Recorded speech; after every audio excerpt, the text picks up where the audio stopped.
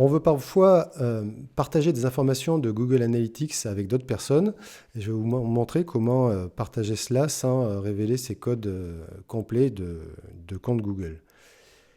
Donc, première chose, c'est de vérifier que vous êtes bien donc, dans votre compte Google Analytics, connecté avec votre compte à vous, et pour le compte qui correspond à celui que vous voulez partager.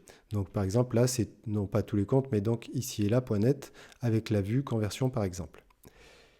Vous allez sur le côté gauche dans les paramètres d'administration tout en bas. Les trois colonnes correspondent en fait au compte global, à une seule propriété qui représente en réalité un site le plus souvent, et sinon à une seule vue d'une des propriétés. Le cas le plus classique, c'est de vouloir partager les informations de Analytics d'un site, et dans ce cas-là, vous allez choisir la propriété qui correspond et faire gestion des utilisateurs.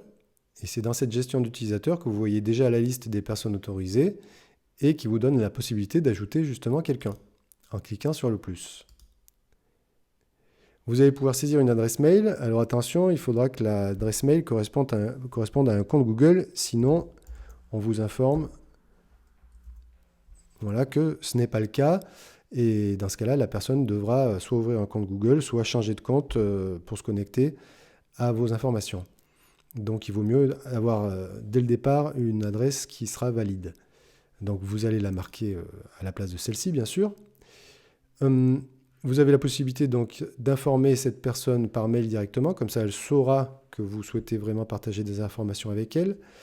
Sinon, il faudra qu'elle se connecte au préalable à son Google Analytics pour s'apercevoir qu'elle a peut-être déjà l'autorisation.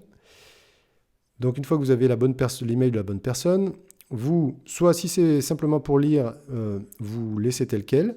Si vous voulez vraiment lui donner plus d'informations et de possibilités, vous cochez sur les cases collaborer et modifier pour qu'elle puisse être libre de faire toutes les modifications nécessaires.